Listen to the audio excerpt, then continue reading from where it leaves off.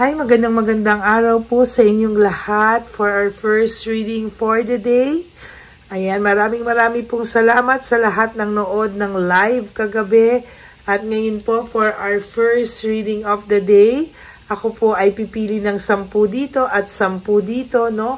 Pipili po tayo para po sa ating first reading of the day. Pili na po tayo ng 10 dito. 1, 2, 3, 4, 5, 6, 7,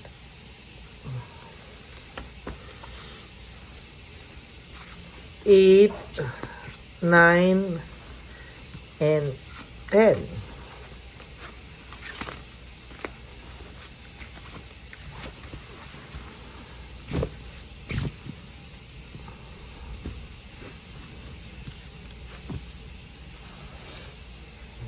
Okay, pili po tayo ng 10 naman dito.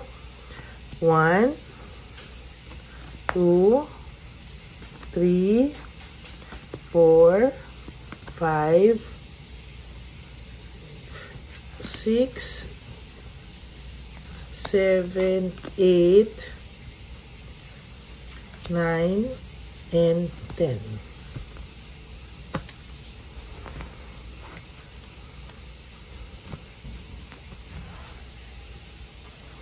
Pagsasani puwersa po natin ang dalawang baraha.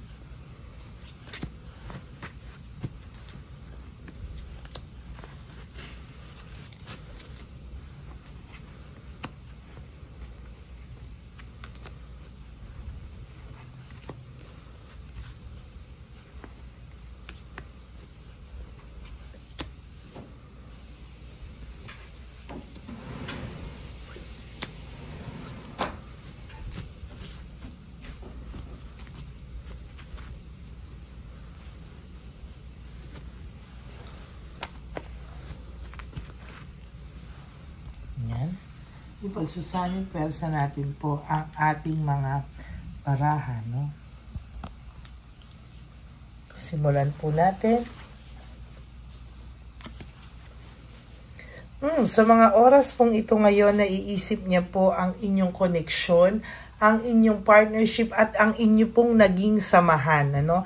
Hindi po niya malimut-limutan. At talagang sa mga oras pong ito, pagpasensyahan nyo lang po yung camera natin, hawak ko lang po, no? Ang naiisip ko po ngayon ay talagang, sa nakikita ko po dito, ay talagang naiisip niya po yung inyong pinagsamahan, no?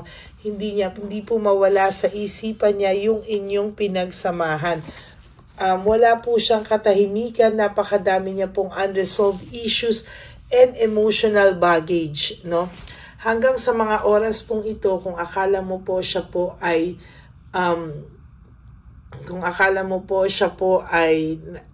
parang hindi ka na po naiisip ka pa po ng taong ito. And to tell you honestly, kahit po magulo ang isipan nito, tatapatin po kita, naiisip ka pa rin po niya, no? Hindi po ito natatahimik at ikaw po ay naiisip ng taong ito, no? Kahit po hindi niya aminin sa mga tao sa paligid niya, ikaw po ay naiisip niya. Pinipilit niya po as much as possible balansehin ang mga bagay-bagay. Yan, no? Pinipilit niya pong balansehin yung mga bagay-bagay. Pero hindi niya po mabala-balanse. Talaga pong iniisip ka po niya at tingnan mo po ang nabunot natin ulit. Hay, nako, no, talagang iniisip ka po niya 2 different cards with one meaning, no? Nabunot po natin at the same time, no? Talaga pong naiisip ka po ng taong to at naiisip niya po na siya po ang sumira sa maganda niyong samahan. Siya po ang reason ng broken family, broken relationship, delayed success, family problems. Siya po ang nag-create niyan sa iyo, no? So nakikita ko po dito ay magsisisi at magsisisi po ang taong ito, or baka ngayon sa mga oras pong ito ay talagang nagsisisi na to, no? Wala lang po siyang magawa dahil naipit po din siya sa sitwasyon. Ayan po, meron po siya akong nababasa dito at nakikita dito na self-pity, no? Loss, grief, self-pity, yan po ang 5 of Cups. No, ang 5 of Cups po is all about self-pity, grief, loss, yan po ang 5 of Cups, no? So nakikita po natin, nagsisisi po ito, no? Meron po ako nakikita sa kanyang sadness, depression, loneliness, no? At talagang hindi po ito titigil na makaramdam ng ganyan sa mga susunod na panahon, no? Sa nakikita ko din po dito ay gusto niya pong i-isolate yung kanyang sarili sa mga gossip, no, mga chismis, no? May mga friends po ito na 1 or 2 na nasasabihan niya ng problema niya or na-open na niya, pero most of the time ina-isolate niya sa ibang mga tao or mutual friends nyo or kakilala nyo yung totoo pong nararamdaman niya, kasi po pakiramdam niya po ay hindi po yan talaga mapapagtiwalaan, ano, makakarating at makakarating daw po sa inyo. Lahat kasi po ng ginawa niya ay impulsive decision, based on quick decision, hindi po pinag-isipan ng maayos. As a matter of fact, hindi po niya yan talaga pinag-isipan ng maayos, no? Dinadivert niya po talaga, no? Nakakaramdam at makakaramdam po ito ng poverty, no, or financial struggles sa mga susunod na panahon. Kasi naman po napakataas naman po ng pride niya. Hindi naman po dapat ganyan, ano? So 3 of Swords is all about heartbreak, suffering, and grief, no? Sa nakikita ko po dito, ayan, no? Nakakaramdam din po ito talaga ng matinding nabunot ko na naman po, oh. Sorry po. Ayan, oh. Meron talaga siyang nararamdam ng depression, no? Sadness, negativity, talagang iba po, oh, no? Kakaiba po talaga ito. At talagang sinasabi ko po sa inyo, naiisip niya pa rin po yung pagmamahal na meron siya sa iyo. Pero dahil sa matigas ang mukha po ng person nyo, ay hindi po talaga yan. Ayan, no? Oh, talagang kahit po ito ay may clarity, no? Meron po siyang, nag-iisip po siya, may clarity siya. May nangyayari po kasi sa kaniyang, most of the time may chaos po siya at saka meron siyang brutality sa bago niyang karelasyon, ano?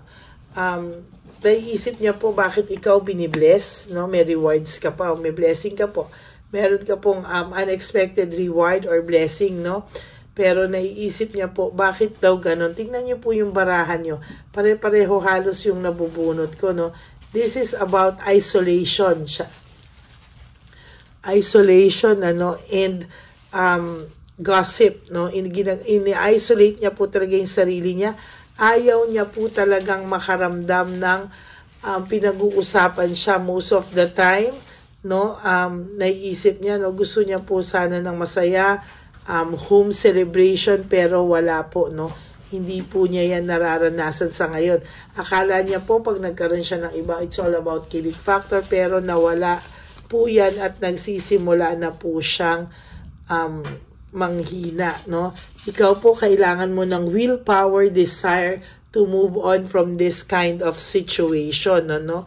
Mahirap po. Ayan, no? May nasasabi po ako sa inyo, may brutality nangyayari sa kanila, chaos nangyayari sa kanila, no? Kaya wag ka pong malulungkot kung akala mo po na siya na po ang nanloko, siya pa po ang masaya. No, as a matter of fact, ayan po, oh, 10 of Wands is in reverse is all about burnout and overstress. Now, overstress po siya sa sitwasyon na meron siya ngayon, no? As a matter of fact, huwag ka pong malungkot kasi hindi po yan ang totoong pinapakita niya sa iyo. Dissatisfied po siya sa buhay niya ngayon. Oh? Very, very dissatisfied po siya at parang bitin pa ako, kukuha pa po ako, no? Very dissatisfied po siya sa sitwasyon na meron siya sa ngayon, no? Disconnected din po siya, oh. Disconnected din po siya sa sitwasyon niya ngayon. Dinidisconnect niya nga po yung sarili niya sa mga tao sa paligid niya. Ayaw niya po na may mabalitaan tungkol sa kanya. Ayaw niya po talaga na malaman kung ano po talaga ang kanyang oh my God, pareho yung nabunot ko. Disconnectedness. Ayan, no? Disconnected po siya talaga. And sa makikita po natin, iniisip niya po, no? Yung una nating mga cards, no? Iniisip ka po niya, no? Dina-isolate niya yung sarili niya, dinidisconnect niya yung sarili niya. Kung ito man po ay nagagalit-galitan sa'yo, sinisisi ka, that is just to justify lahat ng ginawa niya sa'yo para hindi lang po siya makonsensya ng sobra. But the truth is, hindi ka po nawawala sa isipan ng taong to. Kaya minsan sa inyo may nagigising madaling araw. Bigla na lang minsan nagtatrabaho ka lang or may ginagawa ka, wala ka namang iniisip, bigla na lang kakabog yung dibdib mo ng sobra-sobra, no? Ayan po yun, ano? Kaya sinasabi ko po sa inyo na naiisip ka po ng person na to sa ayaw at sa gusto niya, naiisip ka po niya at hindi ka po nawawala sa isipan niya.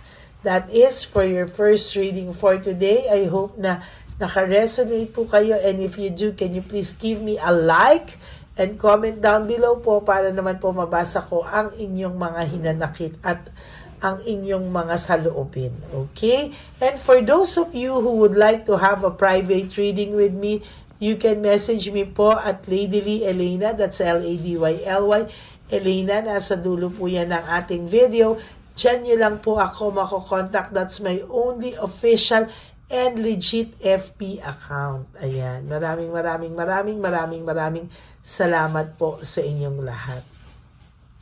And for those of you po na who would like to have a private reading with me, sabi ko nga po sa inyo, message nyo lang po, sasagot po ako. And for those of you who would like to give me a super thanks for this video, I would really appreciate that and love that from the bottom of my heart. Dahil po yan po ay gagamitin natin, nag-iipon na po tayo para sa ating One Love a Day Christmas edition for our street lolos and lolas. Yan, maraming salamat po sa inyong lahat. And thank you also for not skipping ads. Tulong na po niya yan sa ating channel. Tandaan niyo po, ang channel na ito ay hindi lang po kay Lady Elena, kung hindi po yan ay lahat para po sa mga ever loyal, faithful, solid na ating mga Lady Elena friends, family, and subscribers. I love you all from the bottom of my heart.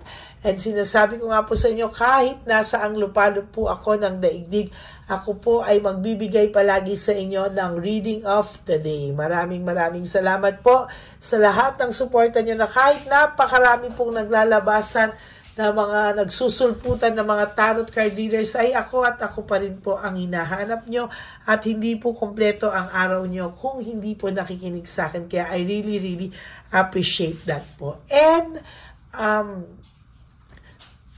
ang lagi ko pong payo sa inyo is just to live one day at a time, no? Huwag nyo muna po isipin ang inyong mga parating na anniversary, birthday, Christmas, New Year. Just live for today, no? And ang much awaited yung Valentine's Day. Just live for today. 2-3 things that will make you happy for today. And prioritize yourself. And tomorrow is another day. Ganon at ganon po ang gawin nyo. And one day, you will realize, wow, nakasurvive na pala ako. O, diba po? And always remember that life is so short. Don't make it shorter by stressing yourself from all the pains and heartaches na binigay sa inyo na kahapon. Just surrender everything to the divine universe and just let go. and let God write your life and love story. Magbabalik po ako for another set of reading later. Wag po kayong malulungkot. Promise po, may second reading of the day tayo. I love you all. God bless you. Bye!